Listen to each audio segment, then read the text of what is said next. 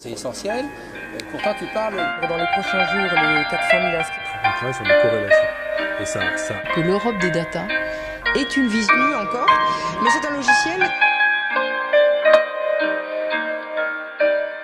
Bonjour Jean-Pierre Véran. Bonjour.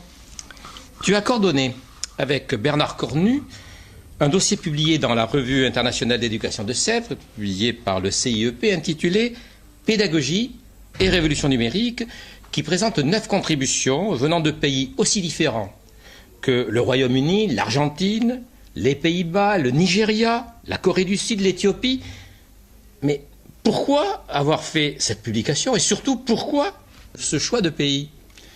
Ce que nous voulions d'abord, c'est éviter de rester dans l'entre-soi de l'OCDE, même si à l'intérieur de l'OCDE, il y a pas mal de variétés, et donc aller chercher la diversité des situations, parce que, alors qu'on parle d'un monde globalisé, on s'aperçoit que la globalisation n'en est pas au même point partout, et qu'en Éthiopie ou au Nigeria, on n'est pas du tout dans les mêmes conditions, justement, qu'en Corée du Sud ou qu'en Argentine. Donc ça, c'était la première idée, c'était donner une vision aussi précise que possible de la diversité du monde et de l'état de la révolution numérique. Vous avez pourtant relevé des points saillants dans ces contributions. Et alors la question qu'on peut se poser, c'est comment ces points-là peuvent-ils éclairer le débat en France sur la question du numérique en éducation? Je crois que ce qui ressort de la confrontation de ces différents regards nationaux sur la question du numérique en éducation, c'est que il y a un certain nombre d'idées reçues qui tombent. La première, par exemple, c'est l'idée que le numérique serait finalement l'instrument de la rénovation pédagogique. Et on s'aperçoit par une étude conduite aux États-Unis par Matthew Ruffalo que pas du tout. Des établissements qui sont extrêmement bien équipés, extrêmement bien connectés, utilisent le numérique à des fins complètement différentes. Certains l'utilisent pour renforcer une pédagogie de domination du maître sur les élèves, alors que d'autres sont dans le développement d'une attitude de collaboration entre enseignants, mentors et élèves. Donc on voit bien que ça, c'est une première idée qui tombe. La deuxième idée, je crois, qui est importante, c'est que se poser la question de savoir si on apprend mieux avec le numérique n'est pas une vraie question, n'est pas une question importante. Les politiques fortes qui sont menées dans certains pays le disent très nettement, par exemple en Corée du Sud, en disant la société est numérique, donc l'école doit apprendre aux futurs citoyens à évoluer dans une société numérique. Par conséquent, on apprend le numérique non pas pour apprendre mieux, mais parce que c'est une question d'insertion dans une société qui elle-même est numérique. Donc ça, c'est la deuxième idée. La troisième idée, importante je crois, c'est qu'on voit apparaître aussi dans différents pays combien la forme scolaire traditionnelle résiste à l'innovation et au changement. Et on voit par exemple que malgré une politique très volontariste, je prends toujours l'exemple de la Corée du Sud, malgré une politique très volontariste de numérisation de l'école, eh bien cette numérisation réussit dans le premier degré, réussit dans le second degré inférieur, mais ça bloque, ça patine dans le second degré supérieur, parce que ce qui pilote le second degré supérieur, c'est l'examen d'entrée dans le supérieur, et cet examen d'entrée se fait toujours sur le mode ancien. On peut prendre l'exemple de la France avec le baccalauréat par exemple? Absolument, c'est exactement cela. On voit bien que une des propositions dont on a fort peu parlé du Conseil national du numérique, ça a été de dire créer un bac humanité numérique.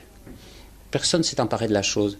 Parce qu'effectivement, on reste en France avec l'idée que, eh bien, il y a des élèves qui sont littéraires, il y a des élèves qui sont scientifiques, il y a des élèves qui sont ni l'un ni l'autre, donc on dit qu'ils sont économistes, et puis c'est tout. Et donc le numérique, forcément, si on est dans cette entrée-là, reste marginal. Il n'empêche que les politiques fortes des États, c'est quand même dans tous les États que vous avez pu voir, une caractéristique.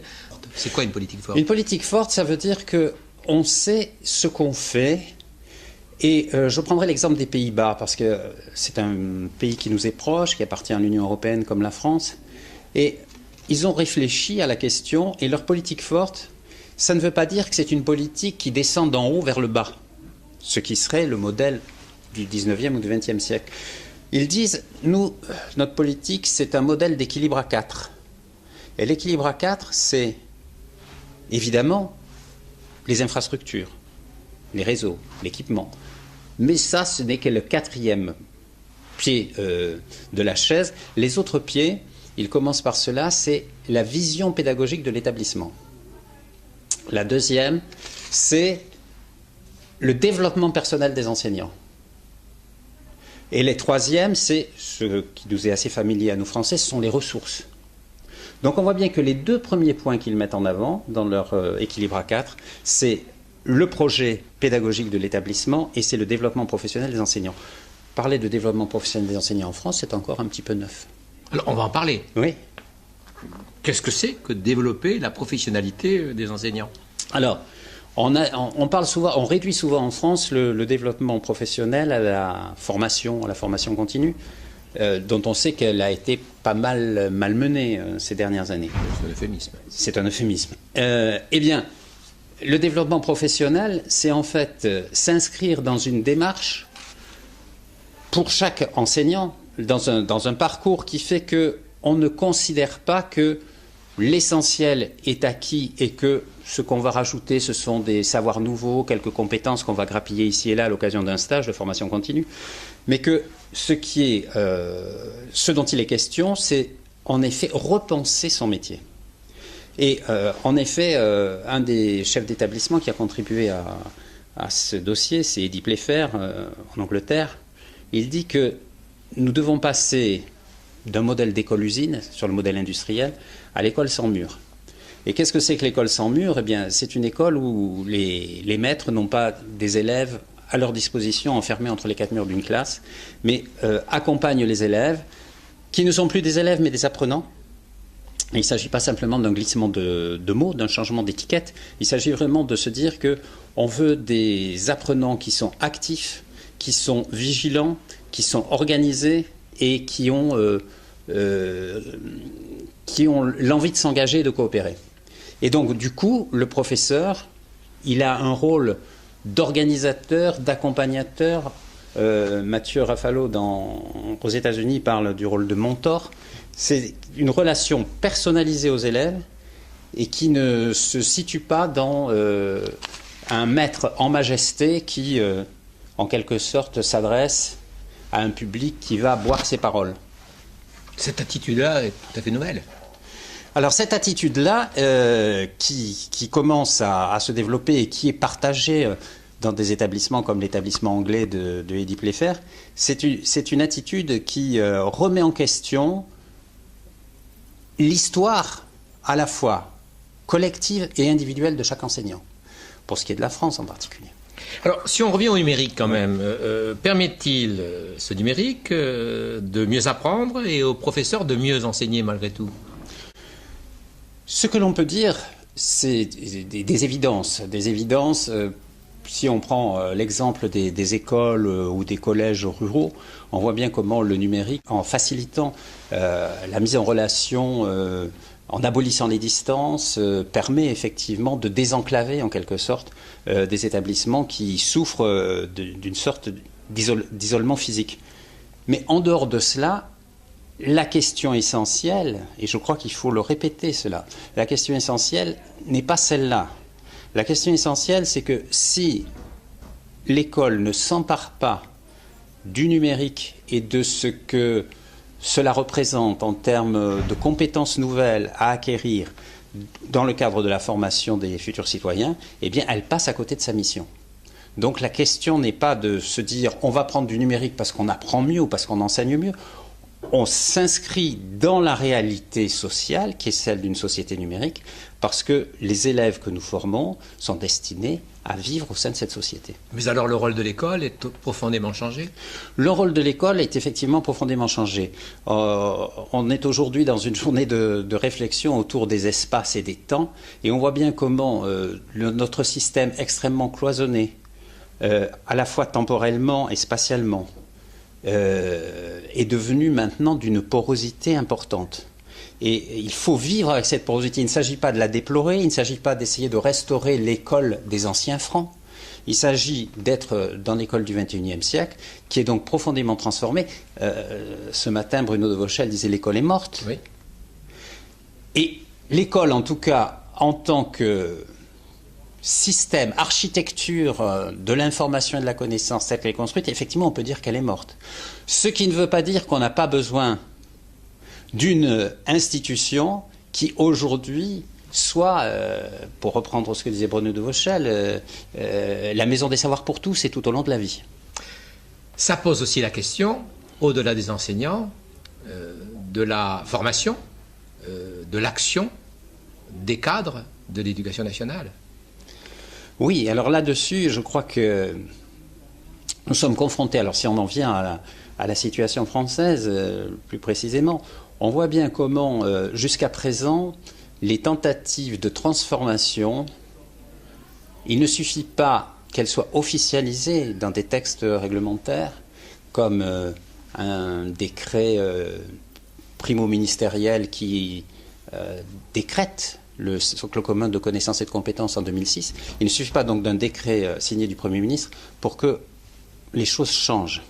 Et on a bien vu comment il a fallu des années et des années pour que progressivement infuse cette question du socle commun. Et aujourd'hui, où on est en train de retravailler sur les programmes, l'ensemble des programmes scolaires, à partir du socle commun de connaissances, de compétences et de culture, on voit combien ces choses-là, finalement, passent assez mal parce que cette démarche-là remet en question, je dirais, l'essence même de la formation des professeurs, mais aussi des cadres qui sont passés par la même formation, c'est-à-dire une formation en silo disciplinaire.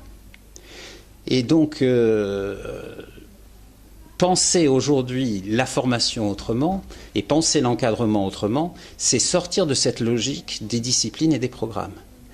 Et se dire aujourd'hui que on ne veut pas ajouter une discipline supplémentaire, mais qu'il faut repenser le contenu des enseignements disciplinaires pour que le numérique ait toute sa place dans la formation des élèves, c'est un enjeu réel pour l'encadrement comme pour les enseignants. Quant au personnel d'encadrement, je pense en particulier au personnel de direction, n'y a-t-il pas nécessité également d'avoir de revisiter la forme de gouvernance, la forme de gouvernement, pour qu'elle soit une vraie gouvernance, dans la mesure où l'ensemble du système, à terme, fonctionnera en réseau.